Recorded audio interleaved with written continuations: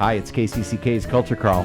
I'm Dennis Green, and my guest today is Chris Navarette, Director of Bands at Kirkwood Community College. Chris, nice to see you. Nice to be here, Dennis. Thanks for inviting me out. The fall is in full swing. You're in the midst of a busy semester, but a couple of events coming up that we wanted to talk about. This is your second year, so you got 1 year under your belt. Now you know everything, right? Yeah, it's definitely a work in progress. But it's been a busy year, too. You started a new job. You got married. You completed your PhD, Dr. Navarette. Yeah. So in some ways, it almost has to feel like a little bit of relief. Just get back to the normal academic schedule in the fall. It really is. You know, it's. I was just talking to my buddy about this. As one does, when you're busy, you kind of catch the bug of staying busy. And as you mentioned, I had all those things last year and stemming into this year. And I'm still catching myself being busy. You know, I think I need to relax once in a while, but I'm having fun doing it. That's for sure.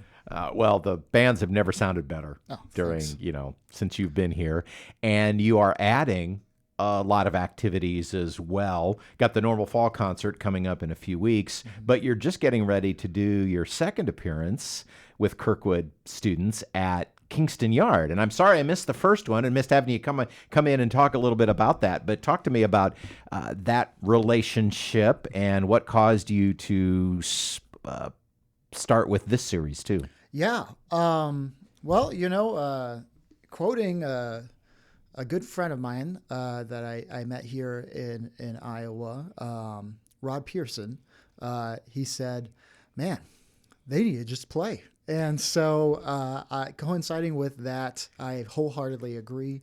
There's nothing like just putting something on the map to work towards. And so these upcoming performances are purely just to get everybody getting them in the mindset of performing and working towards something to get better and to build chemistry as an ensemble.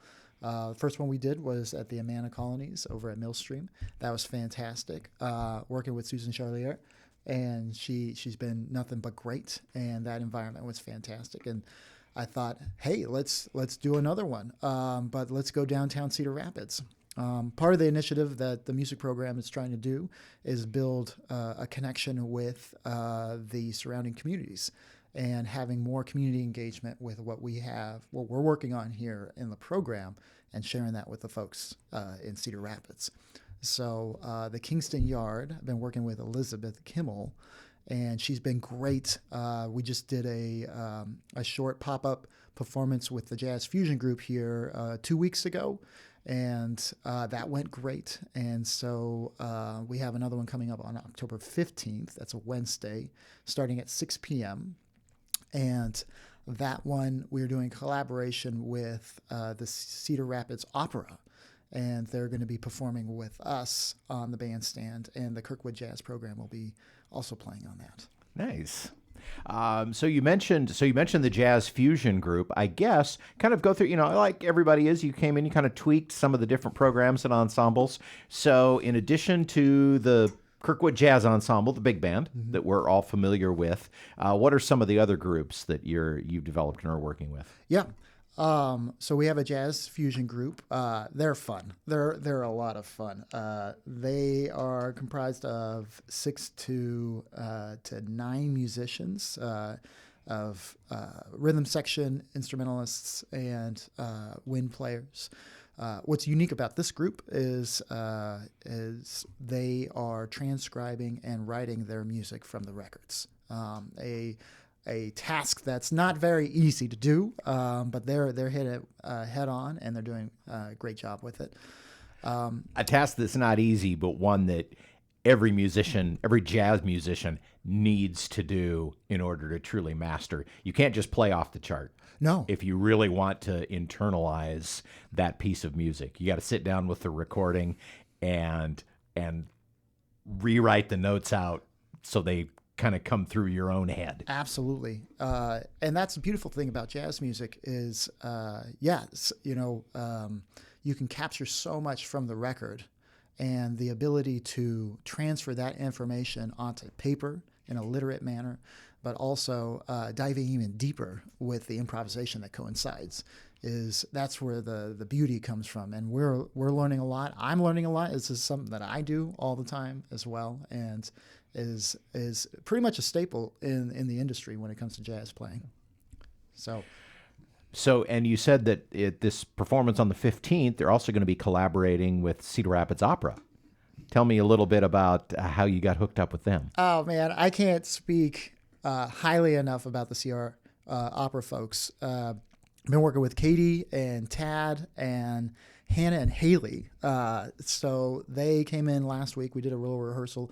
They're going to be singing a few songs. Oh gosh, let's hear. My Funny Valentine being one of the songs. The Nearness of You and My Favorite Things. Just being a few of the songs that they're going to be singing with us. And we'll have the combo play with them, and we'll share the bandstand on that 15th date.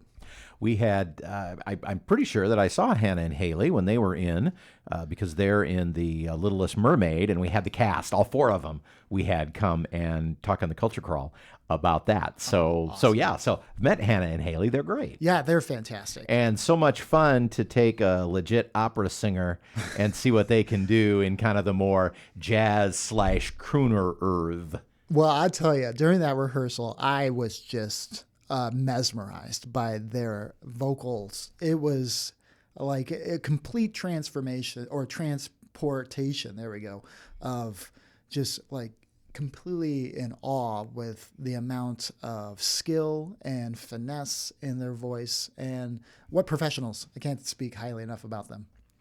For those who don't know, Kingston Yard is the name of the outdoor stage that is kind of in between Big Grove and the Pickle Palace downtown. As kind of a joint project of all the property owners there. And you mentioned friend of the show, Elizabeth Kimmel, who's taken over management of that. And they get a really nice variety of all kinds of different music styles and artists and things. I saw a DJ there one night doing a thing.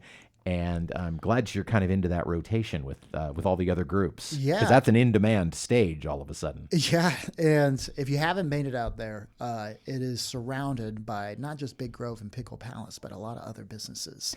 And a lot of businesses coming in. The Martini Bar is there. Aroma Pizza, again, great friends of ours. Yeah.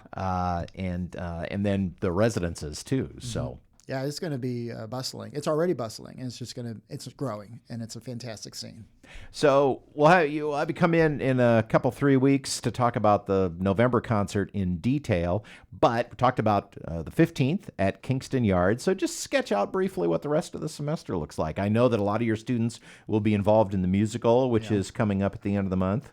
Yes, that's roaring right now. Mariana Coffey is working backstage and getting everything ready, and then Dr. Allison Homespin-Dixon is working equally as hard to get everything rolling, and her crew that she works with. Some of the pit musicians, we've been getting students involved more into that stream so we can have that experience in the musical scene.